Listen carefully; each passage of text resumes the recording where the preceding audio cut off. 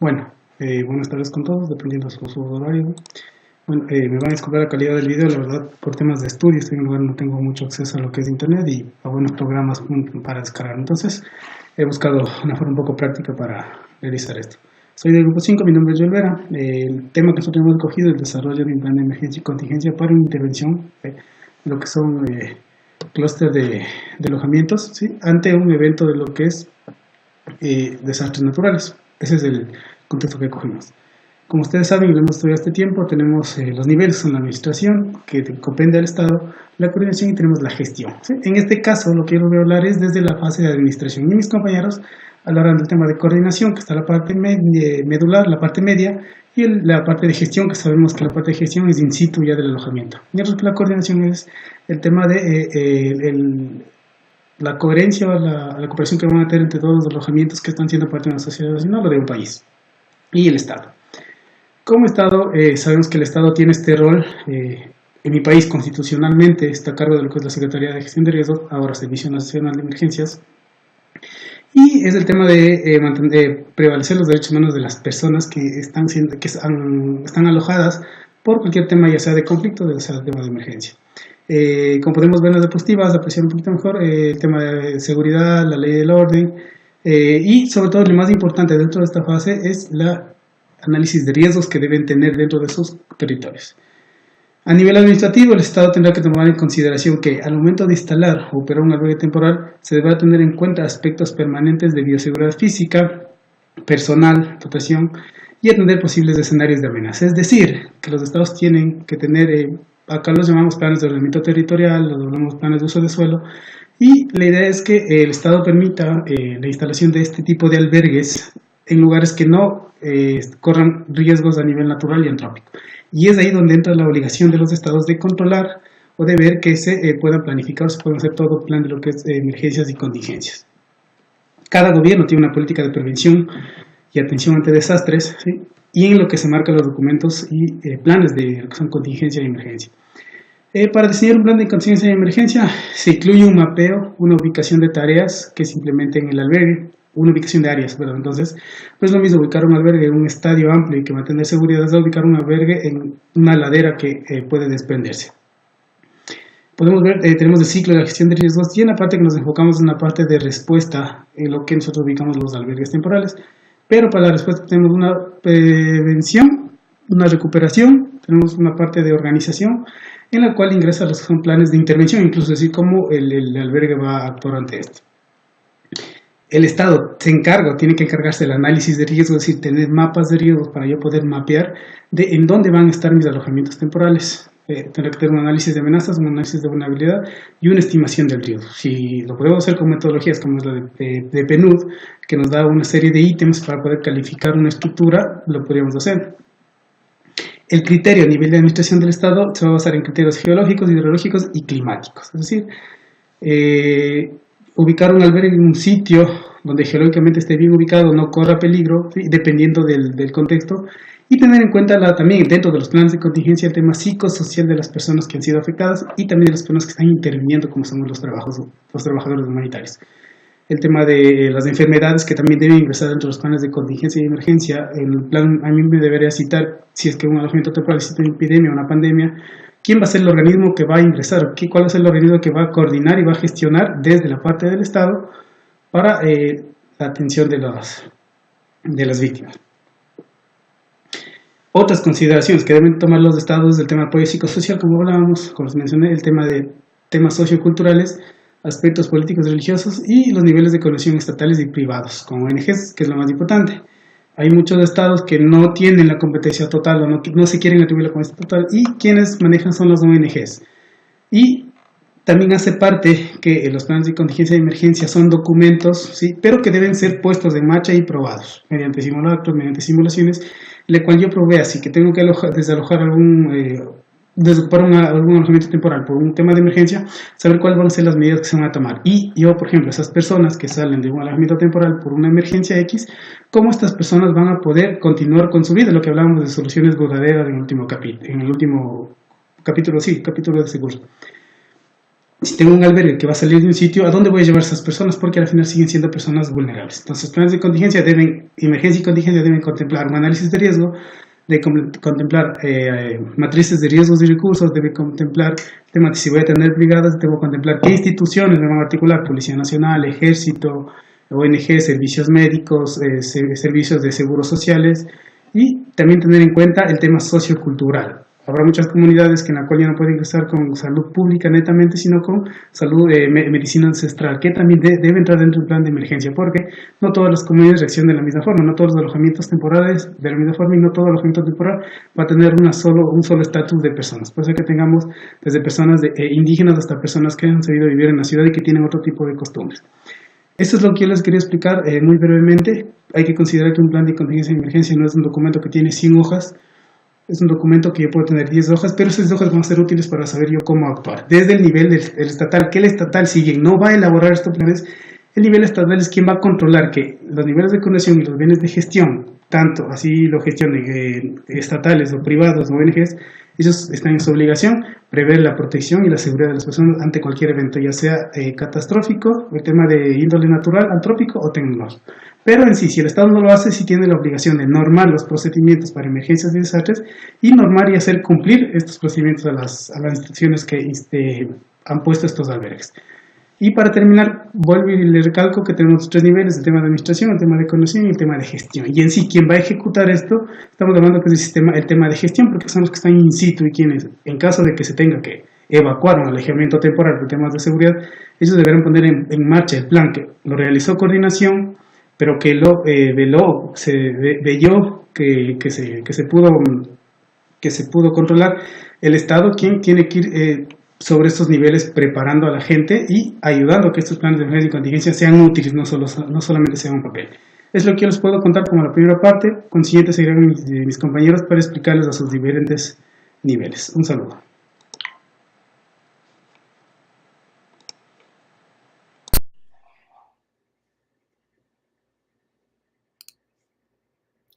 Hola, como bien comentaba mi compañero Joel, voy a seguir ahora con la exposición de el desarrollo de planes de contingencia y emergencia en albergues o en alojamientos temporales en el nivel de coordinación y gestión. Mi compañero Joel lo ha hecho excelente viendo el punto de vista desde el nivel de administración estatal, y ahora nos pondremos a ver cómo se desarrollan estos planes a nivel de coordinación y gestión de alojamientos temporales, que son estos 3 niveles. Siguiendo un poco la estructura del curso, hemos visto que tanto la coordinación y la gestión, al igual que la administración, tal como lo comentaba el compañero, tienen distintos roles, ¿cierto? Entendiendo que la coordinación es un puente o es una bisagra entre la administración y la gestión local, siendo que la coordinación consiste en coordinar esta respuesta de forma que puede llevar a cabo la coordinación de varios albergues o alojamientos temporales, y también hace ese enlace entre la gestión local y la administración nacional.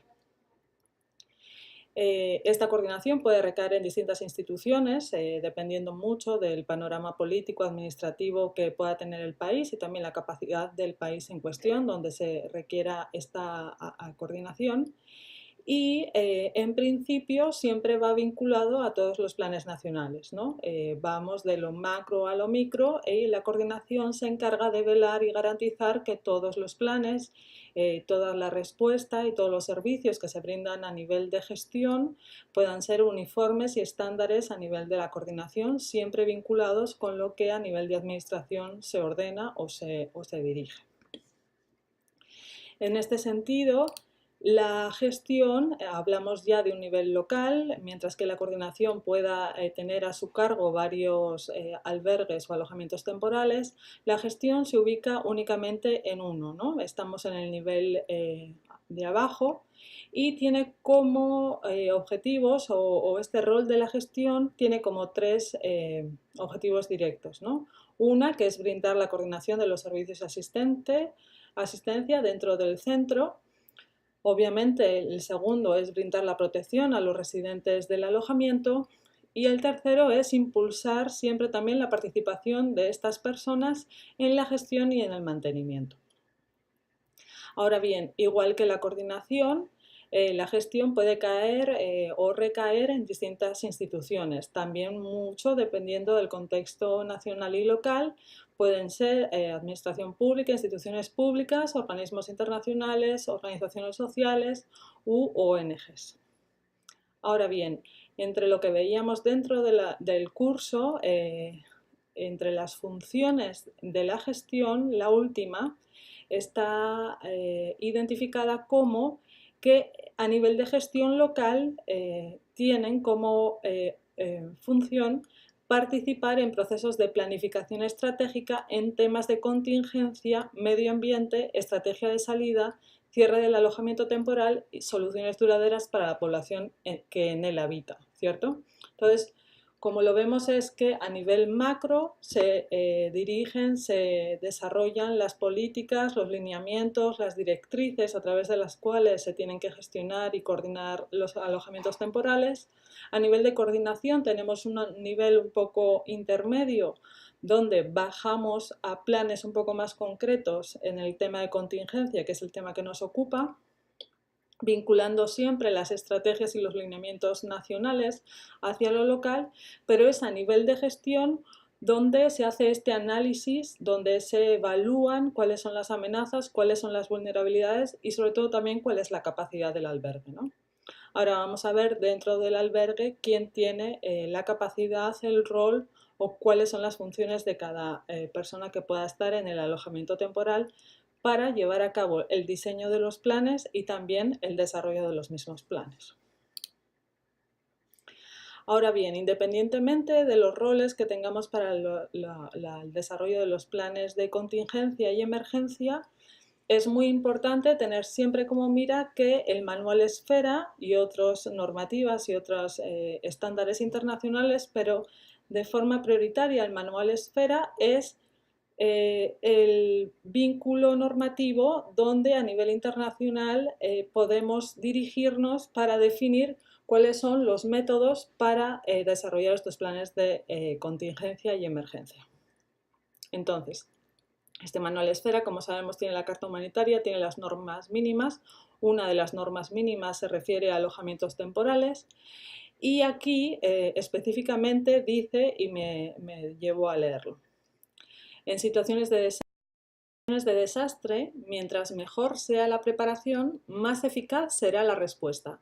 Esta preparación se obtiene gracias a las capacidades, las relaciones y los conocimientos que hayan podido desarrollar los gobiernos, las organizaciones humanitarias, las organizaciones locales de la sociedad civil, las comunidades y las personas para prever las situaciones y afrontar con eficacia los peligros probables e inminentes.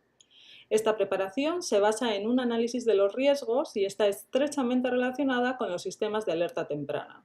También incluye la planificación de contingencia, la constitución de reservas de equipos y suministros, la prestación de servicios de emergencia, la concertación de acuerdos contingentes, la capacitación de personal y la capacitación en materia de planificación a nivel comunitario y los entrenamientos. Me parece muy importante estos dos párrafos dentro del manual Esfera porque incluyen, ¿no?, dentro de estos dos párrafos todo lo que estábamos conversando.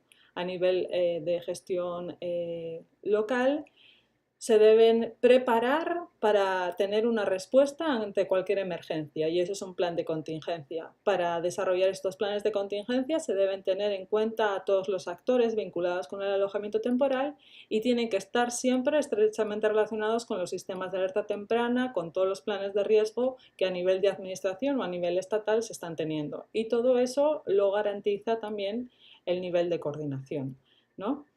Me parecía muy importante. Ahora, como hablábamos, las normas mínimas, una de las normas mínimas tiene que ver sobre el alojamiento, asentamientos humanos y artículos no alimentarios.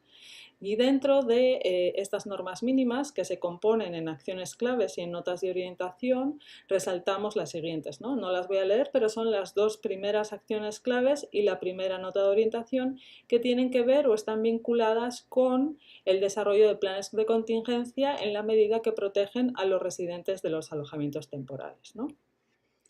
Por una vez ven las necesidades, pero también su protección.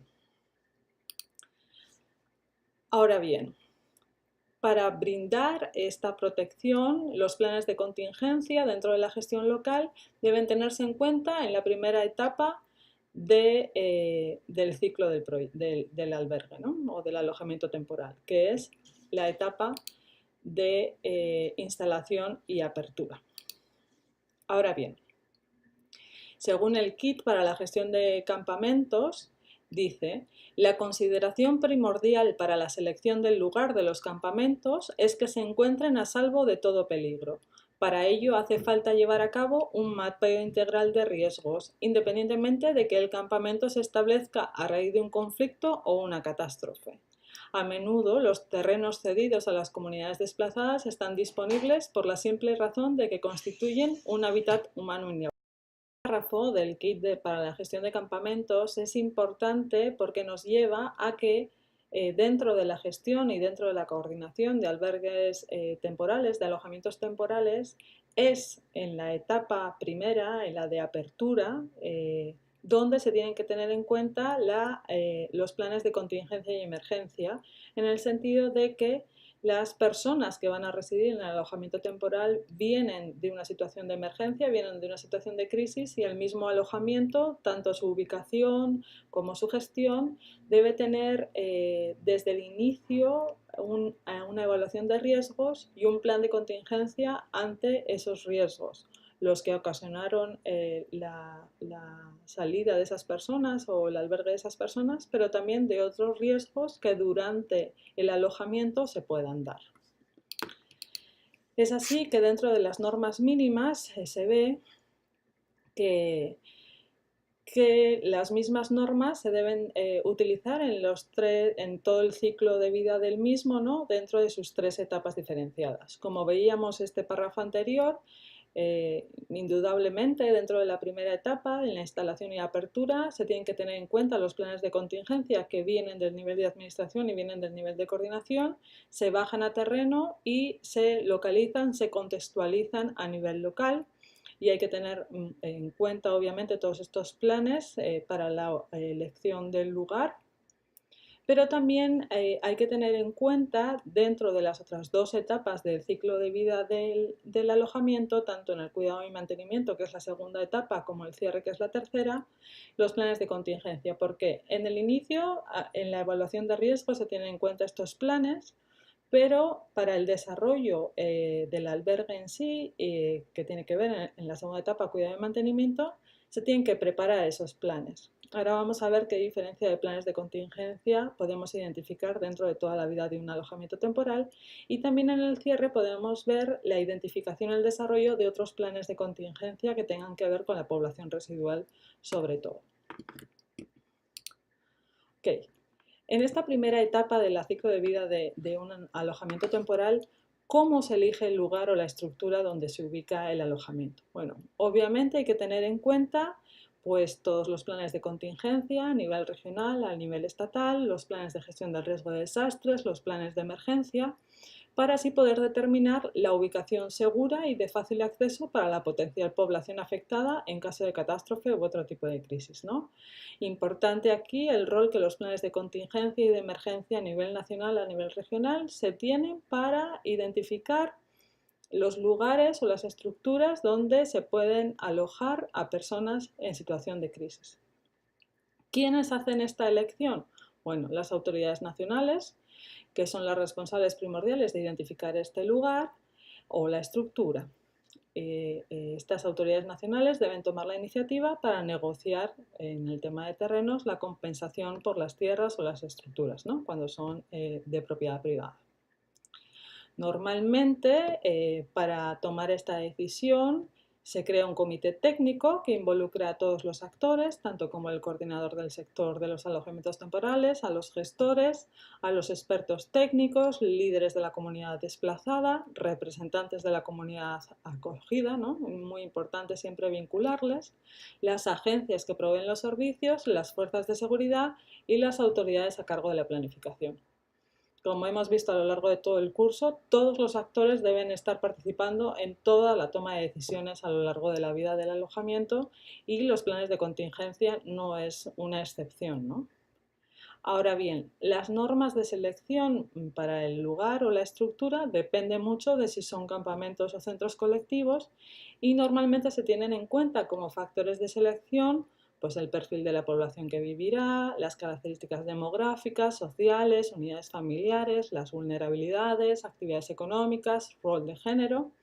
Igual mismo la tierra en sí misma o la estructura, ¿no? El tamaño, la seguridad, el acceso, posibles riesgos climáticos o sociales, topografía, recursos disponibles, oportunidades de medios de vida o las mismas características sociopolíticas de la zona. Ahora, como les decía, para mí los planes de contingencia van más allá de gran primera etapa del ciclo de vida de un alojamiento, ¿no? Indispensable porque a partir de la planificación inicial de un albergue es que se va a medir el impacto futuro, tanto de la funcionalidad del albergue como del impacto sobre las personas que residen. Pero a lo largo de la vida del albergue, sobre todo también en la primera etapa, se van a ir identificando otros riesgos y otras amenazas y cada uno de esos riesgos y amenazas van a tener que tener como resultado un plan de contingencia específico.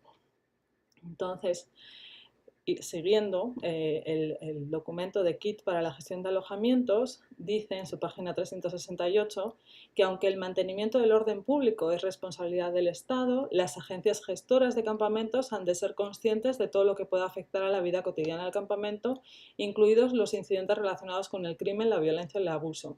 En este párrafo se dirige más sobre todo a la seguridad física de los residentes o a una violencia, pero también se tienen que tener en cuenta otro tipo de riesgos y amenazas como puede ser una zona sísmica o un posible incendio o un posible deslave o una inundación, ¿cierto? Entonces, es la gestión de los albergues, este tercer nivel, el nivel más local, el que debe garantizar este análisis experto de los riesgos, de las vulnerabilidades y de las capacidades del mismo alojamiento, ¿no? Siempre vinculado a políticas nacionales, a los estándares que a nivel regional o local, pero a nivel de coordinación se están dando, pero es a nivel de gestión que se tiene que identificar estos riesgos. Entonces, a cada riesgo un plan de contingencia, a cada amenaza un plan de contingencia, que deben tener en función sus protocolos. No estamos hablando de los grandes documentos, como decía mi compañero Joel antes, sino que sean documentos vivos, que sean documentos sencillos, que sean manejables, que sean fácilmente distribuibles entre toda la población para su comprensión total, ¿no? Porque en el caso de la eventualidad de esa amenaza, todo el mundo se tiene que activar rápidamente. Entonces, para realizar estos planes de contingencia, pues se debe uno pensar o incluir los siguientes puntos, ¿no? El tipo de la amenaza y la forma en que se presenta, quiénes están amenazados o de alguna manera expuestos a un riesgo particular y su grado de vulnerabilidad, los agentes involucrados y su motivación, la capacidad de respuesta del Estado frente a estos riesgos, así como los obstáculos que enfrenta y el tipo de apoyo adicional que requiere, y el impacto sobre las personas afectadas, sus estrategias de resistencia y el tipo de apoyo que puedan necesitar, a su vez, para contrarrestar los riesgos que ello implica. Esto vale para cualquier tipo de amenaza, como pueden ver. Y serán los gestores del alojamiento que tienen que identificarlas y, una vez más, con todos los actores involucrados en el alojamiento, poder diseñar ese plan de contingencia, su protocolo e, importante, comunicarlo a toda la población que debe estar participando para que en el evento de esa amenaza puedan tomar las medidas correspondientes. Entonces, en estas áreas que puedan estar proclives a catástrofes o que se pueda ver de una forma la necesidad de un plan de contingencia, se deben realizar estos planes. Como decía, tienen que estar diseñados por todos los actores que intervienen en el alojamiento temporal. Estos elementos del plan, muy importante, deben incluir sensibilización y capacitación a todos los grupos, sistemas de alerta temprana vinculados en la medida de lo posible a los sistemas gubernamentales y canales de comunicación, planes de evacuación o hibernación y puntos de encuentro claros. O sea, un plan de contingencia, un protocolo de actuación no funciona si las personas no lo conocen. Estos planes, además, deben ser compartidos por todas las agencias, todos los actores involucrados en el alojamiento y se coordina con todo el personal para garantizar la cobertura del mismo. Por ejemplo, y siguiendo un poco el manual de alojamientos para Panamá, que está dedicado más a alojamientos temporales para personas migrantes, uno de los planes de contingencia importantes en este tipo de alojamientos es tener en cuenta la posible fluctuación de los flujos migratorios, ¿no? En la necesidad eventual de que el alojamiento temporal requiera de mayor capacidad para albergar a más personas. Entonces, planes de contingencia para tener más materiales, para tener más suministros, para que nuestros proveedores también puedan incrementar ese servicio. Otros planes de contingencia, dependiendo de la amenaza, como ya hemos hablado, bueno, pueden ser sobre la provisión y distribución de las provisiones del alojamiento, la ampliación del mismo alojamiento del campamento, eventos de incendios o fuego, inundaciones, sismos, terremotos, viento, tifones, nevadas, epidemias, enfermedades infecciosas, cualquier tipo de evento que a nivel de gestión se identifique como una posible amenaza. Bueno, hasta ahí llego. Para mí era un tema muy nuevo. Espero haber podido dar un poco de luz y bueno, gracias.